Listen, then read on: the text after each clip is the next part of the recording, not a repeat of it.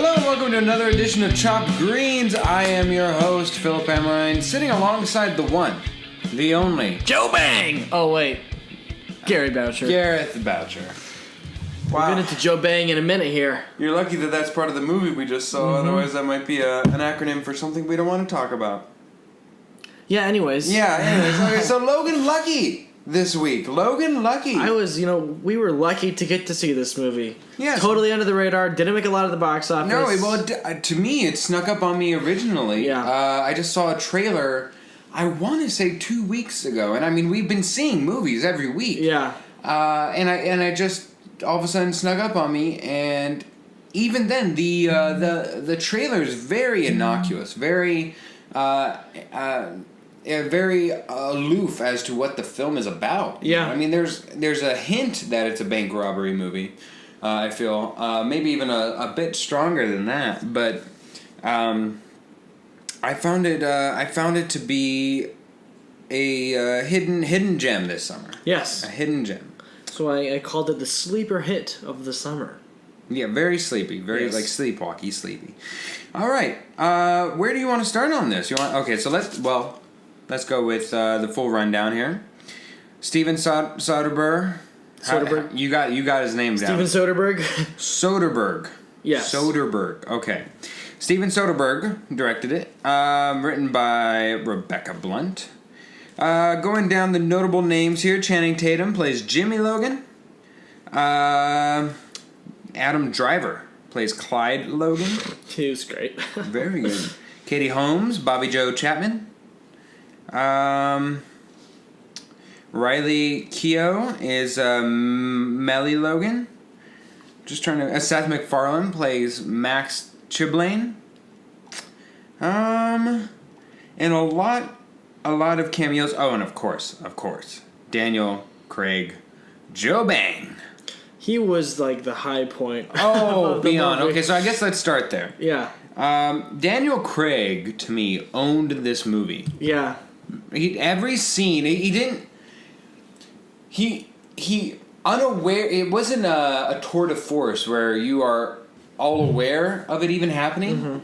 Mm-hmm. It's a slow burn where all of a sudden you realize, as late into the film as you get, you're just realizing more and more, Daniel Craig is just stealing every scene he's in without you being aware of it. Yeah, he's just so fun to watch this entire movie. He's just a good time, and I'll get into my quips a little bit, and because none of the characters I thought were super strong, but he took his character and just elevated it to another level because he was so much fun to watch. And there was an attention to him that was to be paid, and no other character necessarily had that. Where he commanded anytime the screen every time he walked on. Anytime he was on, you definitely cared about his character. Is it 20 or is it 30? We are dealing with science here. And I just quote every line of this movie. I know, and for some people it's a real throw off for the accent, but. I like that. Yeah. Having James Bond come in with bleach blonde hair, neck tattoos, and a Tennessee accent, and hard-boiled egg. And a hard-boiled egg with that fake salt, yes. That was great. It was great, and there's a lot of hidden messages. I thought it was. I read a great article on the film from BuzzFeed, ironically, detailing how this film is not even a robbery about a bank heist film. It's a political movie. Mm-hmm. That it's so incredibly subtle that it's perfect because if you, in this political climate that we're currently in, if you outwardly say that it's a political film, it's a turnoff for most people. Either way, you're just, I don't want to see politics either way or against you, and everybody kind of goes to their corners and is turned off by it. But it's so subtle and hidden that it's almost unreachable. But as oft is in a Soderbergh film, it's not just, the surface is pretty, but it's not just about what's on the surface. And if you want to, you can discover more depth and layers within the film. A lot of his movies, including this one, are fun and surprisingly really themey and really heady, and there's a lot of drama to pick apart in all of them, and this one is no different. And he utilizes Channing Tatum in a really great way. He utilizes him probably the best I've seen outside of maybe 21 Jump Street. Outside of that, 21 Jump Street is really just a stand aside for Channing Tatum for me. But this is not bad. It's really good. Channing Tatum has turned himself into a good little actor. Yes. He's got some dramatic roles under his belt. He's been in a few Oscar nominees. What was it? Foxcatcher. Really good. Magic Mike, and now this. I mean, he's not just a hot guy anymore. He's good and hot. Okay. Which is great. It's true. So you said you have one of your quips was you don't believe a lot of the characters were fully delved out. Yeah, I didn't think that there were. It's very story driven instead of character driven. I thought there was some development among the main characters, but they kind of stayed the same. And most of the side characters are archetypes, which is, I mean, this isn't like necessarily a problem because they're still all really fun and they're just so like oddball and like weird that I enjoyed watching all of it. I thought it was really good, but I think that it could have been thrown up there with like one of the best movies of 2017 status if those characters, like if their arc matched as good as everything else was. So that was my one big quip with the movie, was the characters weren't as strong as they could have been, making it more story driven, where if it was a little bit more character driven, I could have gotten a little bit more out of it. But I still like had a great time watching it for sure. I'll go with you on this. So yeah. While you see it as a quip or something that you can't complain about, and I mean that's what we're doing. We're critiquing the film. I actually found it to be a positive. The reason why is because while this film revolves around the main four, right? So by definition, it's an ensemble film. It's Channing Tatum as Jimmy Logan, Adam Driver, Clyde Logan, Daniel Craig as Joe Bang, and then Riley as Melly. It revolves around them, but it's an ensemble piece. So while each one is subdued outside of Daniel Craig, really, who even then, he's much like a Jack Sparrow type, where he's a lot of the force of it, but if he's not the main force of it, it wouldn't work if he was the main force of it. Yeah. It works that he's a secondary character being that good. Yeah. But what I really liked that every character was subdued was it made the cameos more realistic. It made the cameos feel more natural. Mm-hmm. So when we have people like Jim O'Hare as Cal, when we have David Denman as Melody Chapman, when we have just trying to go down the list, when we have, oh my goodness, I'm going down the list, Catherine Waterston as Sylvia Harrison. Mm-hmm. I mean, there's more. There's way more. I'm just... Yeah, there's a slew of like 6 to 8 big name actors. The nurse, that was Catherine Waterston. Waterston, yes. Yep. That's what I meant. And I was like, hey, Alien. And even Hilary Swank. I mean, she's... But what made each of them feel so genuine was that they were more than cameos. They weren't... In a normal film, a lot of the times... You're made to be aware that they're a cameo, that they're just coming in for the film at a short point, and it's fun, it's goofy, it's what it is. It's whoever it is playing that character. It's not meant to be a full-on dramatic score or a full-on dramatic piece. Mm-hmm. What they did in this was that they gave each character, big, small, or indifferent, as long as you had lines, they gave you your fleshed out story. Yes, your own little story. That's what I really enjoyed was the ensemble. All of them kind of had a purpose in the story. Like you said, they're not just in there to be in there. Like they're all intertwined and they affect the story in a different way. Like Sebastian Stan and Seth MacFarlane's side story ties into theirs, but then, like you said, Hilary Swank's come in, and Jim O'Hare's story kind of gets the ball rolling in the story, and they're all there for a purpose. That's why I think that even though they're not the most developed characters, that they're so distinct that like it still works. The biggest compliment I can give this film is that it's very Hitchcockian in that there is no detail missed. Everything you see on the film, and it makes me want to go see it again, honestly. Every detail on the film is not thrown in errantly. Every scene has a purpose, every detail has a purpose, Yep. and every interaction has a purpose. Yeah. And beyond that, every tease that's within the film is paid off. And I loved that. Every single thing, every single question you have gets paid off in some way, shape, or form, some fashion by the end of the film. And it answers it in a meaningful way to where you're satisfied. And that's fantastic. A lot of films... see last week for Annabelle. Yeah. A lot of films leave a lot to be wanted and leave you empty at certain issues by definition.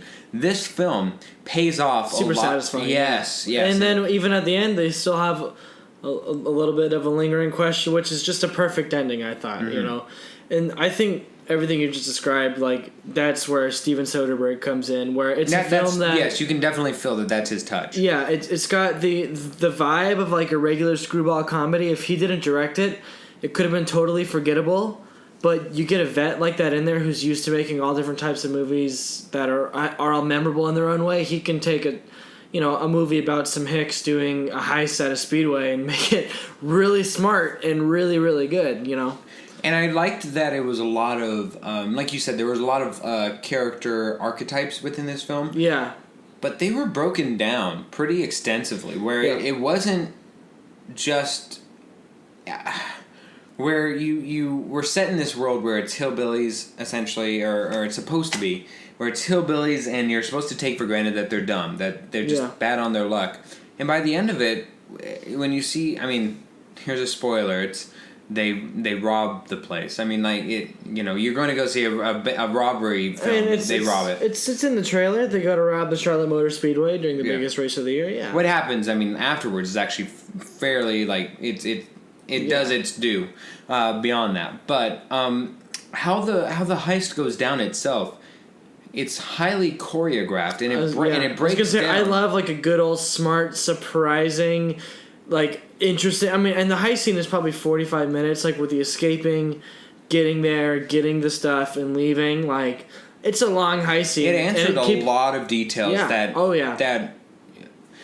throughout the film, I had a lot of questions, and at first I was very unnerved by them, and I felt, again, I thought, why are they doing this? I mean, I just felt that to my own discredit, I thought that I wasn't going to get paid off, and I was frustrated as to why is this important? Why is this important? But that was the point of it, was so that way you could ask yourself, why is this important? So that way you take notice, and when it gets paid off later, you're fully satisfied. It was wonderful directing of a otherwise somewhat forgettable film of what it could have been. Yeah. It had the potential to not be smart, new, and...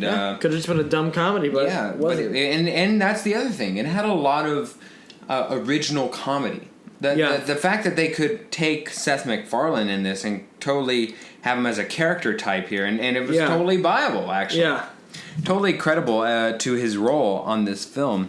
And even Hilary Swank, short as her appearance may have been, actually really owned her character and really played a major role within the film. But what was another thing you did not like? Well, this is something that betrays you, just like the film does. A quip that I would have would be the pacing seemingly is really slow. Mm-hmm. The movie definitely takes its time, but then even the expository scenes, there's so much in them. Like you said, there's so much detail, and I love, for one, the way Soderbergh uses a frame. He doesn't use a moving camera very frequently, if at all. He sets it up, and you can see like the action kind of all takes place. I love that. You can see the actor's skill come out as they interact, and there's a lot of comedy that comes out of that. So even in those scenes where he sets up a camera and there's 2 or 3 people talking for like 3-4 minutes, they're long scenes, but like every other line is like a joke, you know. Like they fit the character so well, and just that kind of Southern stereotype that they do, I think is hilarious. And so it's a quip, because if you're antsy for a fast movie, you're not gonna like that part about it. But if you kind of like relax and really try to listen and just take in the frame, I think that there's a lot to be had still. Think of it as if it was a painkiller. where it's slow to hit, but once it hits, it's good. Yes. It's more than a slow burn. It's like once it hits, it's nonstop. Yes, sir. It had a real Fargo feel to me. Yeah. It just irreverently reminded me of Fargo. The humor is so deadpan. Yes, super, and the characters are non-aware of the humor that they're creating. Yeah, exactly, and that's outside like almost outside of a few Daniel Craig moments. That's like I mean Daniel Craig's character is more like the absurd humor, but a lot of the humor comes from the fact that these are plain folk from a simple culture doing something that's totally unheard of, and when you put regular everyday people like that into those situations, it's really funny. Well, not regular people, because, I mean, what do you got, like a 3-arm bartender and all these people, but when you take, I mean, it's just such a great blend of weird characters with regular personalities and a crazy situation. There's a lot of comedy that can come out of that. Also, one more time, who was the nurse? The girl from Alien. I can't remember her name. I know. I'm trying to. Well, you kind of killed my teaser. Let me see if I can find her. Catherine Waterston. Yes. Interestingly enough, it was a total aside for me, just for chopped green's sake. But it's funny how our summer went entire full circle with Catherine Waterston from Aliens, and the movie is Logan Lucky with Logan. I mean, I just. I know. It's so just that's outside of a strange connection, but I actually like that. Yeah, yes, I thought it was rather funny itself, because the Alien was about the middle. Yeah. Logan was the beginning. And now we got Logan Lucky, and now we're going into fall. Now we're heading out of summer. I think school start for you here pretty soon. Oh, I already started last week. Yeah. So there we go. That's the end.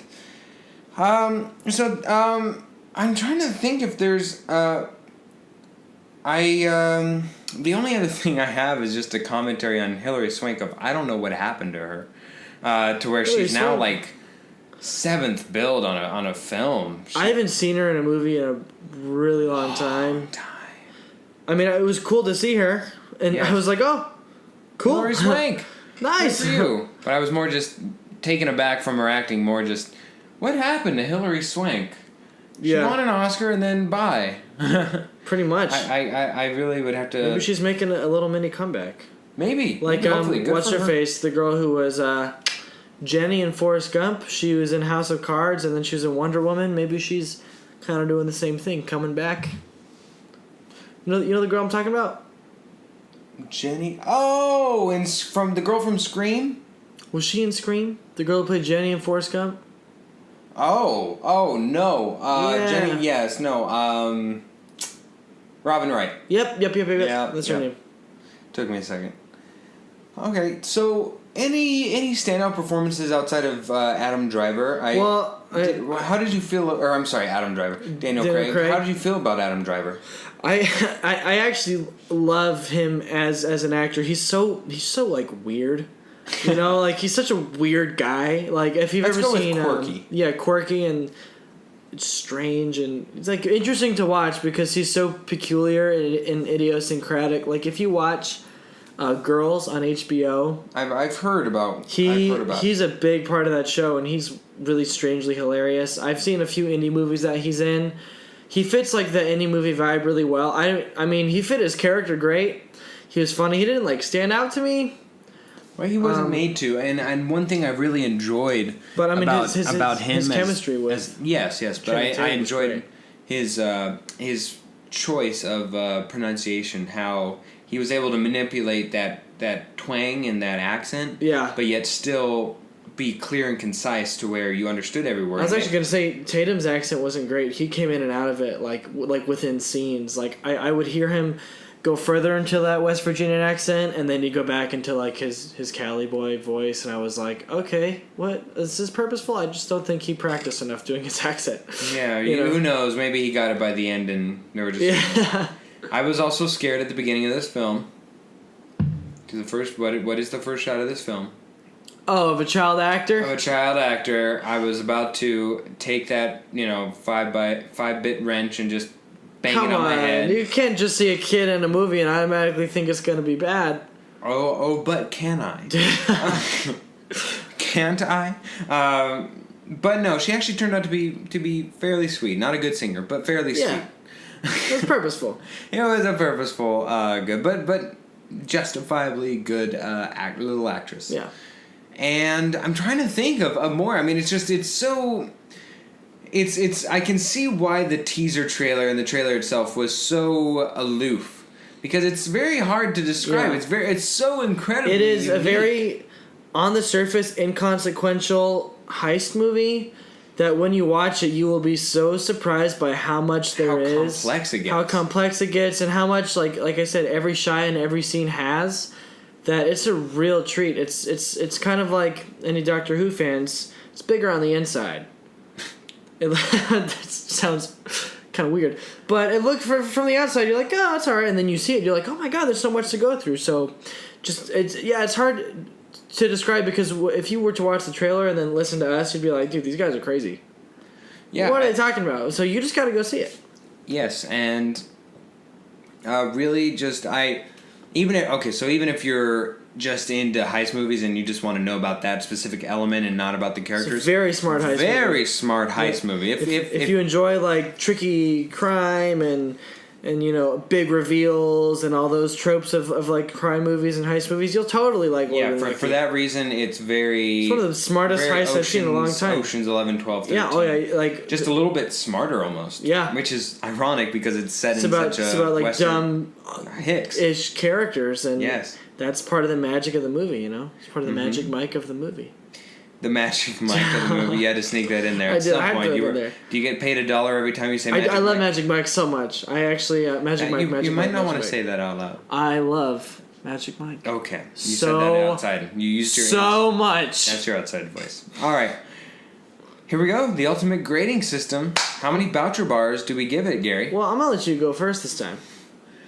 It's so interesting because it's a good film, but it doesn't I think it's so good because it deceived me, and I lowered my expectations midway, and then I just got blown out of the water like a fish in a barrel. So I'm probably gonna go. I'll go 89. That is really funny. No, because I picked 84. Oh, okay. Yeah, so we're kind of neck and neck. Okay. Pretty much all the same reasons. It like I said, it could have done a little bit more to move up into that 90 range and be a great film, but I was surprised. I don't remember any of the music. No. Now outside of home West Virginia. Yeah. But that's I just it was a fun movie. I had a fun time watching it. Oh yeah. There's a lot to go through, and I would totally watch it again. Yeah. I would definitely watch it from beginning to end. I think it's almost a need to. I forgot a lot by the end. I realized, what in the heck did I... Yeah. I think I missed something. And not in a bad way. Just okay, now that I know that it's a serious film that I really do need to commit to, I'll pay more attention as it revealed itself to be more and more. Yeah. All right. On the other side, we will reveal what it is to be on the Gimme 5. It's going to be fantastic. Excuse me. Right after this. Red Ribbon Realty Group at HomeSmart is a full-service real estate team of Phoenix natives with over 15 years of experience in the industry. When you work with them, you have 2 full-time realtors representing your best interests throughout your entire transaction, whether you are selling, buying, or renting. They also believe in supporting their community. Use code word chopped greens and Red Ribbon Realty Group will donate 15% of their net commission from your transaction to the nonprofit charity of your choice. Visit their website at www.redribbongroup.com and find them on Facebook. You can also email them at info@redribbongroup.com or call them at 602-888-6638. Red Ribbon Realty Group. Trust. Commitment. Home.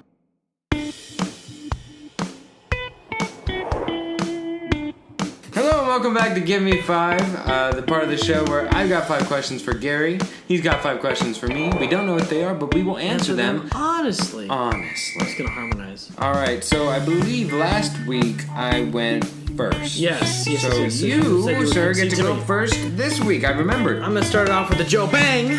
And, I have a little list here of heists. All right.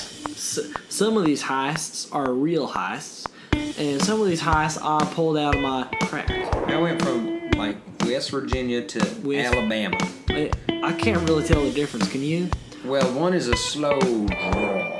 Well, you know, you could do that like Well, you're in like Louisiana, because it's so. That's like a southern belle. This is how they talk down there. Oh, Miss Emmeline, are you ready to answer my question? I am.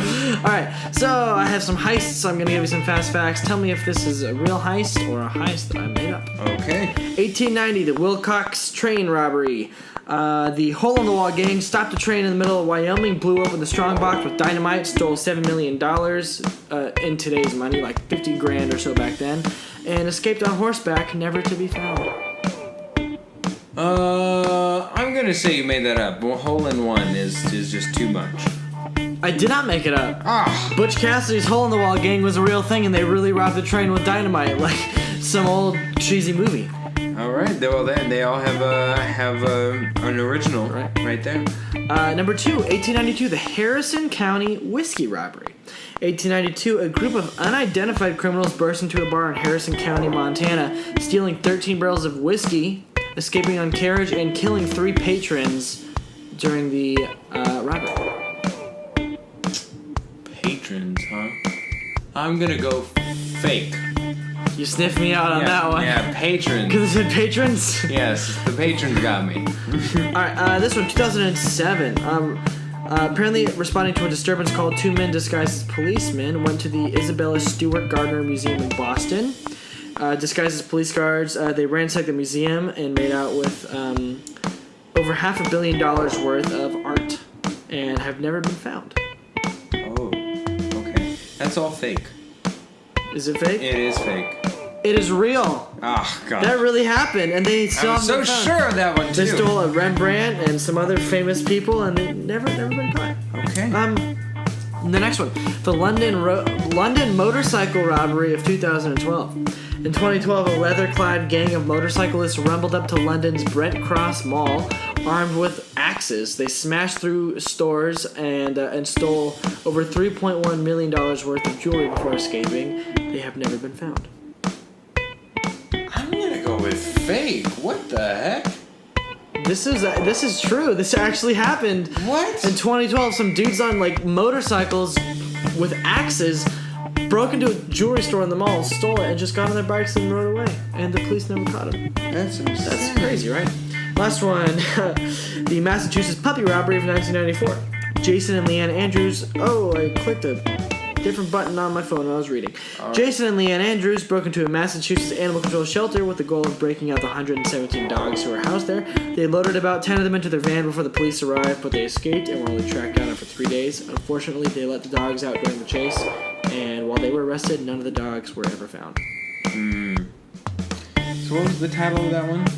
The Massachusetts puppy robbery of 1994. Right. I want you to look at me in the eyes and tell me one more time that title. The Massachusetts. Yeah. Hey, that's fake. Get out of here. You got me. Yeah. I thought maybe because he loves dogs so much. Yes. Chihuahuas. Okay. You done? Yes, sir. Fantastic. Those are all my heists. There's literally only one rule with eclipses. Don't look at the sun during them. Donald John Trump on the White House South Portico seemingly looked directly into the sun at the peak of the solar eclipse without any sort of protective eyewear on.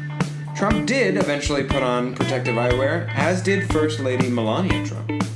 Gary, this brings me to ask you, if you looked at the sun without shades during the eclipse, and also, what is the biggest rule you've ever broken? So I was taking out the trash at work, and I was super tempted to just look right up and be like, what's the big deal? Because it was like really bright outside, so I wanted to look and be like, this is a lie. But I didn't, because I knew in the back of my head, what if I went blind? So I didn't, because I was a good boy. But one day in my life, I was not a good boy. I was in the Boy Scouts, and I was voted by my peers into this organization called the Order of the Arrow. And what you did was you went on a 3-day ordeal. And on the first day, you weren't allowed to eat and you weren't allowed to talk. And being that I was a 12-year-old boy, it was really stressful that I couldn't eat and talk. And what you do is you do manual labor for a day without eating or talking, and it's supposed to, like, change your mentality, and it's like initiation and all this stuff. Well, me and my 2 friends who were initiated thought that was some BS. So we went into the mess hall and pretended to be part of another troop, like a troop who was just ending their ordeal. We were just starting. We hadn't had breakfast, so we were hungry. So we got like Snickers bars, orange slices, and graham crackers, and we talked all day, and we ate our plunder, and we were voted into the Order of the Arrow, and nobody ever knew about it. And it was a very like revered thing at the time in the Boy Scouts. Like, wow, this is like a big deal. Wow. We just totally were little punks about it. So. That's hilarious. And Snickers, that's funny too. Snickers, orange slices, and graham crackers. I was going to say, that is like the 12-year-old diet. Right? Makes sense. All right, your turn. So I have a list of quotes here, and they are either from Channing Tatum or Adam Driver. Oh, fantastic. They're both surprisingly strange people who have really quotable quotes. So I'm going to give them to you, and you just tell me who you think said it. Okay, sounds good. Number 1. I don't feel like I have to dress up to go to the deli. Oh, Driver. Yes. That's absolutely Driver. Number 2. I used to work at a puppy nursery. That's Tatum. You're right. Yeah, that is Tatum. 2 for 2. Number 3. I feel like I'll never get over red carpets. They're so bizarre and weird. They're so bizarre and weird.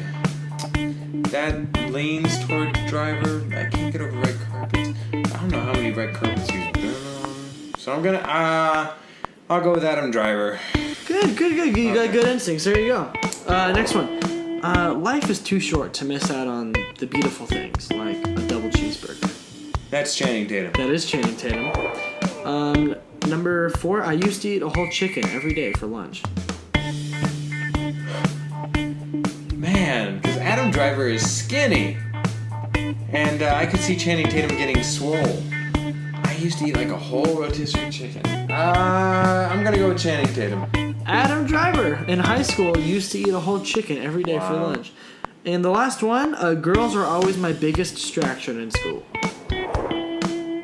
Yeah, I'll go with Channing Tatum. Channing Tatum, yes. Okay. It's kind of a gimme, but then you're like, wait, is it too much of a gimme? Did it too much? You did very good. You got 5 out of 6 there. All right, it's the seabird, man. I can't get away from him. All right. In case you missed it, there's a push to replace or take down Confederate monuments throughout the United States. And now, someone came up with an excellent plan for what to do with all the new spaces in New Orleans for the places where Confederate monuments once stood. A genius and humanitarian is petitioning the governor of Louisiana, to replace these old Confederate statues with that of Louisiana native, living legend, and vocalist Britney Spears. What? Britney is certainly accomplished with accolades, with 2 diamond albums, a successful Las Vegas residency, and 287 perfumes. But I ask you, Gary, if you could replace the empty statue placements with new statues to stand forevermore, who are you honoring with this honorious honor besides yourself, which would be honorable? Well, my first thought is to be like Barack Obama, but then that's obviously a political statement. Probably wouldn't go over well. So I need someone a little bit more universally loved. So I'm gonna go with. I'm gonna have to. This is gonna be weird, but I totally think it works. Is Mark Zuckerberg. Mark Zuckerberg deserves statues to be made of him because I bet you in 300 years he's going to be one of the pioneers of how we live the way we live. Wow. All right, Marky Mark. That's certainly taken the bull by the horns. All right. All right, your turn. Let's see. We did the quotes already. Yes, we did. All right. So given that we just saw a heist movie, the good heist movie of the year, because remember when we saw that. What's the movie with the 3 old guys? Going in Style. Going in Style, yeah. That was a bad heist. That was a very both of them just wanted to steal money. So we're going to get creative. And I'm going to ask you, if you were to do a heist but you couldn't steal money, what would you steal? Cheeseburgers?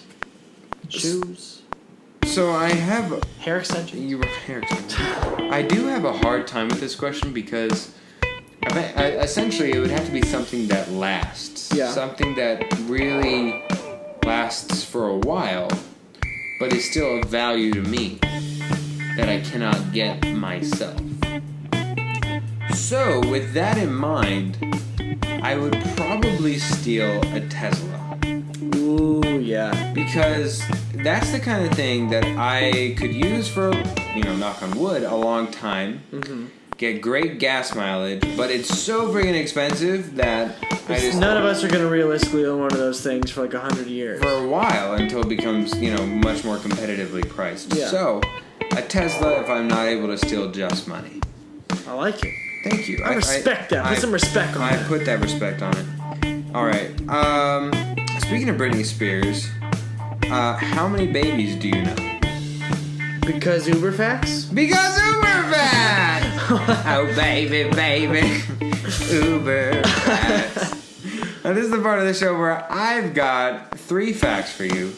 2 of them are real. One of them I made up, and I got 5 sets of these. I've got some lofty expectations. Yeah, 4-1 last week. Yeah. This is insane. The pigs were flying all week. Yeah. The children were out on the street buying celery sticks and carrot sticks. Is that a phrase that people say? It's one that I say. All right, fact number 1. There are an odd number of even numbers and an even number of odd numbers in the world below infinity. It was the slow Jesus behind it that just made it fun. Below infinity, Jesus. All right, number 2. Queen bees and ants emit a chemical that alters the DNA of their daughters and keeps them as sterile, industrious workers. All right, and then last fact is I'm gonna pronounce this wrong, so give me a second. I need to pronounce this right. All right. A study using MRI scans show that the brains of people who exercise moderately look 10 years younger than those who don't. That was okay. Okay, thank you. Your turn. Which one was the fake fact? Number 2. A little bit too wordy. I think you made it up. All right. 4-1 last week. Starting 0-1 this week. You entered number 3, didn't you? I know, it was there are an odd number of even numbers. That was so out of my realm, I knew it! By the way, I didn't know how to mispronounce that. I just actually had to look it up because I was missing a fact. I was looking it up on the fly. Dang. Go me! Alright. Next one. If 2 octopuses approach each other and display dark colors, the encounter is likely to escalate to physical confrontation. Oh. Fact number 2. Those with blander palates tested higher at an artistic level than those with eccentric tastes. Fact number 3. Facebook users press the like button more than 6 billion cumulative times per day. Which one is the fake fact? Give me the first one again. First one. If 2 octopuses approach each other and display dark colors, the encounter is likely to escalate to physical confrontation. That one is false. That one is the fake fact. That's the fake fact right there. You're the fake fact, because that is right. What? I completely made up the blander palettes one. Well, Maddie has like a really bland palette, and she's really artistic, so I just figured that's probably straight across the board. I go Maddie. Go us. All right, 0-2 though. So you're already I'm already not going to do bar. as good as last week. Last week was an aberration. All right, here we go. For award shows, actors can get, quote, happy lifts. Surgically installed micro threads that lift the lips so they don't look sad if they lose. Fact number 2. The highest traffic time on both Tinder and OkCupid is 9 p.m. And fact number 3. 3 out of 10 ransom notes ask for money as well as something edible. Which one is the fake fact? The first one. The happy lips? Yes. 0-4-3. What? How is that a thing? No! I completely made up the 3 out of 10 ransom notes. So all those people at the Oscars who you see standing who are smiling when they were nominated, but they didn't win. Obviously Meryl Streep is not on that list. She gets. But Michael Keaton 2 years ago, he had some happy lifts. Yeah, I'm sure he did. All right, next one. Let's see if you can get on the board here. Berserk llama syndrome is a real condition where a llama believes its human owner is also a llama, causing the animal to become aggressive. Fact number 2. These number ones are all just so insane. Fact number 2. Looking through Instagrams of healthy meals can actually trick you into enjoying those foods more than you otherwise would. And fact number 3. The largest tennis ball resides in Ganastali, India, at 13 kilometers high. Which one is the fake fact? 13 kilometers. That's. I was gonna say you had to have made up the first one, but that last one's just. It's like 5 miles. No, you made up number 3. You had to have made that up. Okay, I didn't know. I don't know kilometers. So it is completely fake. Is it 13 kilometers? I'm like, that's like Mount Everest. That's like 13 kilometers. I'm like, there's no way. That's hilarious. But the first one, I'm like, oh. Who thought of that? Like, are you That's kidding? hilarious. If I'd have done like 2 kilometers. Oh. If you would have done. Darn. Like 500 I feet, had the prep. Oh, I did. I was done in by the measurement. All right. It's a metric system, man. You're on the board. All right. One of the smallest felonies within the state of Iowa, this is fact number 1, is counterfeiting a portrait specifically of corn. Fact number 2, in 1916, the German Empire allowed citizens to take passport photos with their dogs. Fact number 3, in 2005, an Australian man built up so much static electricity in his clothes as he walked that he burned carpets and melted plastic. Which one is the fake fact? The photo with the dog. In 1916, the German Empire allowed citizens to take passport photos with their dogs. Yes. That's the fake one. Correct. You're sure? No, but I'm going with it. Okay, good. Because that is correct. I made up the one about Iowa and corn. Oh, so I'm not correct. You're incorrect, yes. I am wrong. You are I am wrong. false. You I are am 1 out of 5 only because I got my kilometers. Well, if we take that one and we add it to the 4 from last week. Wow. Wow. I'm 5 for 5, man. Yes, and then you're 0 for 5. Some rough Uber facts. What's that?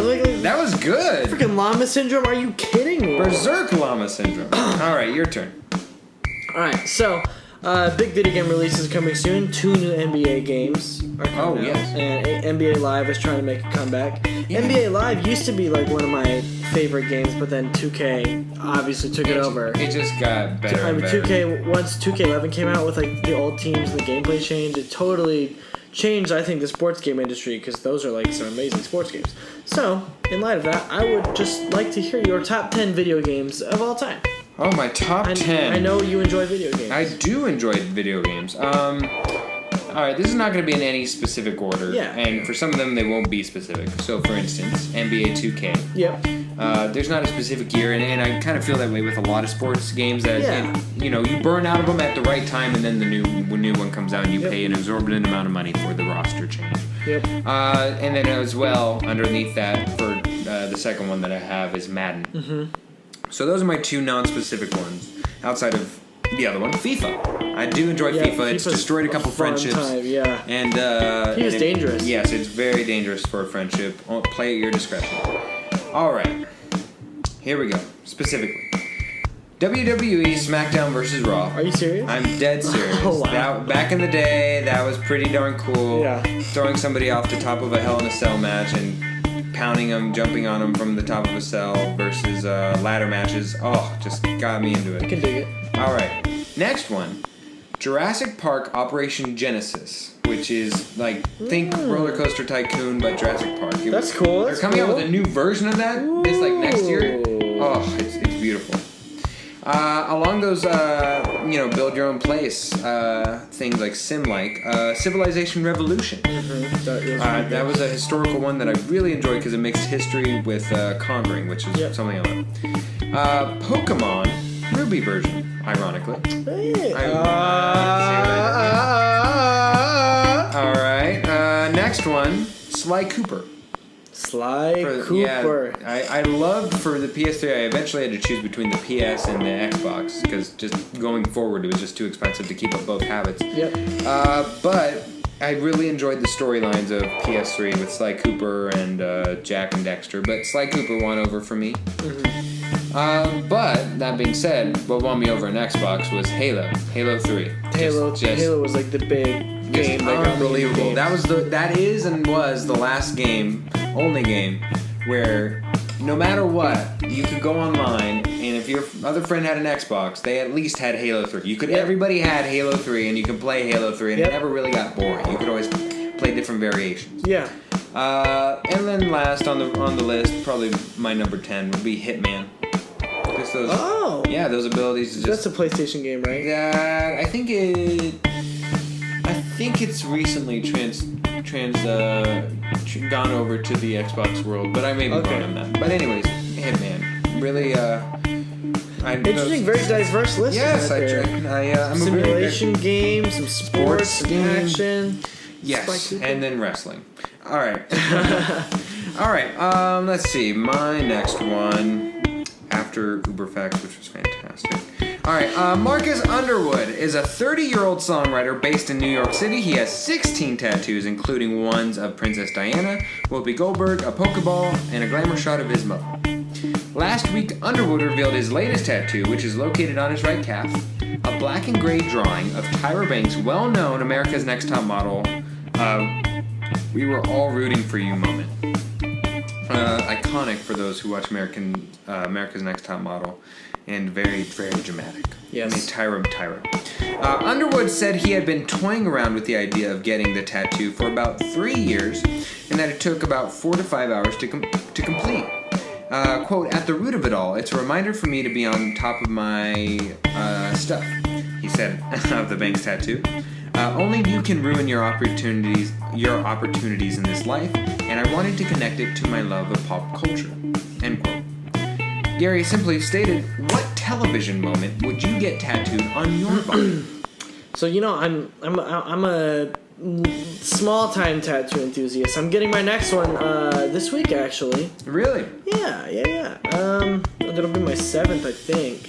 And you've got some movies. I know you've got Star Wars, not Chris Pratt, but Star Lord. I've got Star Wars. I've got Lord of the Rings. I'm gonna get another Lord of the Rings on this week. TV moments. I'm gonna give you 3 words. Bears beats Battlestar Galactica. I would just get those 3 words. That's 4. Oh, 3 phrases. You think 3 B's, but yeah.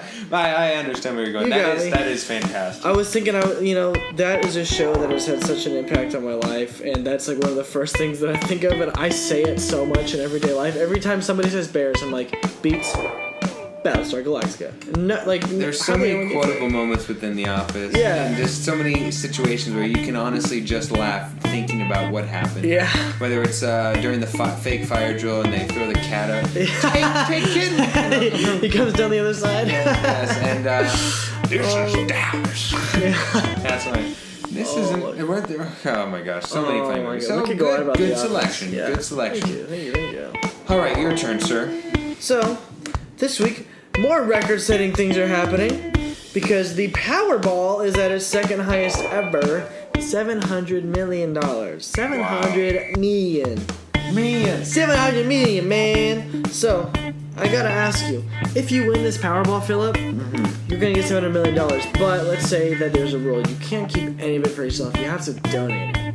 Okay. Who or what? That's what I would do if I won it, anyways. Like most of it, right? But you would buy your Tesla and a house and an island and all that stuff. Yeah, after that, whatever. I would donate like the last $20, right? Last couple stacks. So what would you do with that $700 million? All right, if I have to donate it. All right, that's a lot of money. That's $700 million. Yeah, that's a lot of money. And in my small-minded estimation, maybe I'm thinking about it wrong, or it takes a different person. But I imagine that that's way too much money for one person, meaning, or even one organization. I don't truly believe that $700 million could make the Red Cross at this point any better. I don't know what it would do, right?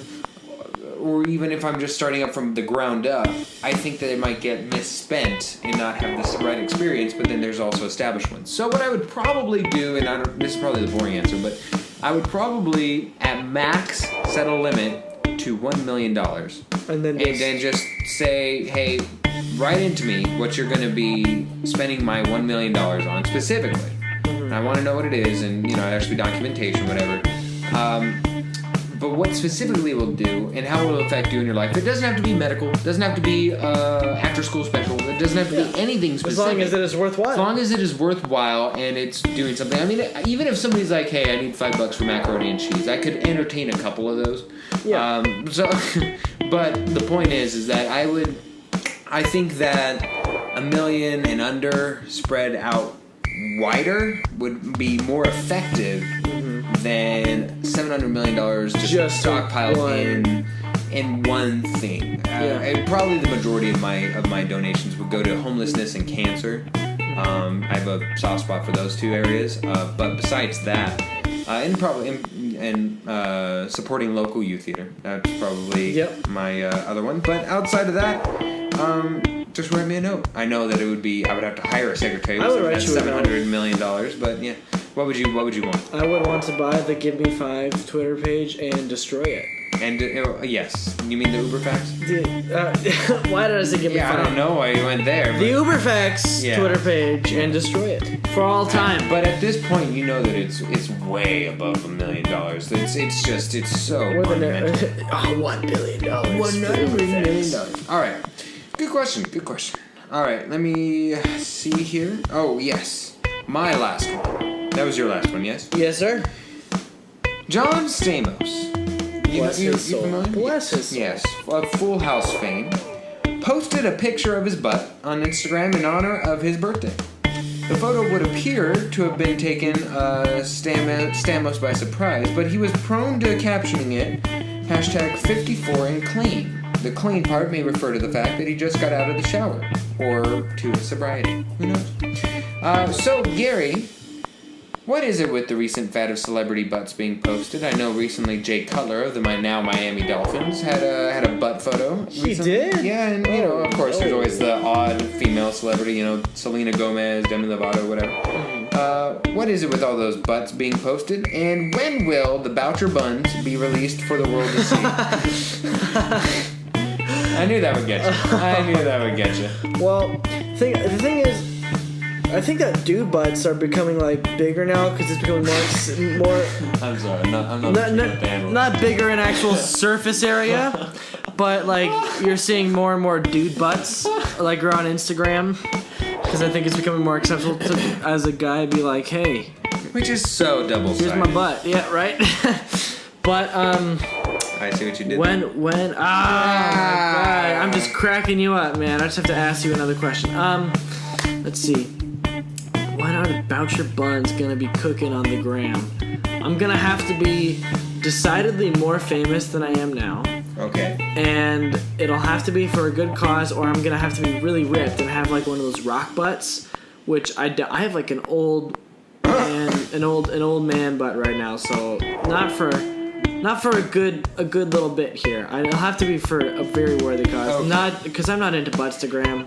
Buttstagram? No. I don't just post my butt up there for anyone to see. That's just for me. Is there a price though? Me, my dog. Man butt? Is there $1 million? $700 million. $700. Okay. If someone wins the Powerball, if you win the Powerball, watch give out. Give it to me. He's gonna put a couple $100 bills on his butt in Instagram. Yeah. All right. Good to know. All right, and that will do it for Give Me 5. Excellent Uberfax section again. If anybody missed it, even if you didn't, just go back and listen to it again. Just enjoy it. Which brings us to next week. What are we going to be watching next week, Gary? Next week, Philip, we are seeing an indie movie by my favorite studio, A24, titled Good Time. Good Time! Robert Pattinson making his third comeback movie, some bleach blonde hair. I was gonna say third. I don't think it's a comeback anymore. If it's the third, I think it's now. He's just trying to distance himself from Twilight as far as he can. Be like, I do indie movies. I am actually a good actor who just had to do this. Don't blame me for being in a clip. Exactly. Yes, but no. Good time. I'm looking forward to it. It's gonna be reviews. A good time. Hopefully. So it'll be a lot of a lead up to that. Hopefully it's good. It's supposed to be very visual. Yes, as the trailer would indicate. Yes. All right. Gary, I'm gonna say, do you have anything else you need to add? Well, is there something that you're getting at here? Not at all. I was just actually genuinely asking. All right. So then I will close this up then. For Gary Boucher. I'm Philip Emmer. Thank you so much for listening. And of course, you can listen to all of our old archived episodes on SoundCloud as well. I knew I wasn't going to mess up SoundCloud, but I messed it up. All of our old archived videos on YouTube. All of our newer episodes are on SoundCloud.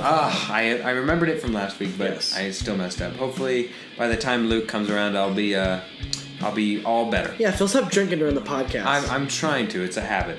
All right. And for everybody at home, bye.